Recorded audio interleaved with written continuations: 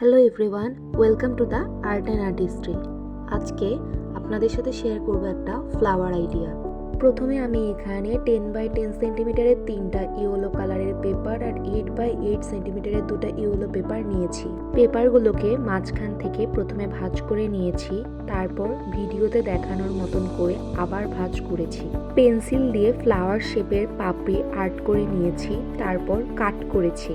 প্রতিটি flower shape করে কাটা কাগজগুলো তৈরি হয়ে যাওয়ার পর গ্লু দিয়ে একটির উপর আরেকটি বসিয়েছি।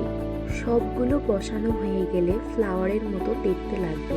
এরপর ব্ল্যাক কালার পেপার নিয়ে কাট করে নিয়েছি ফুলের মাঝের অংশটির মতো। এরপর এটিকে গ্লু দিয়ে ফুলের মধ্যে বসিয়ে দিয়েছি।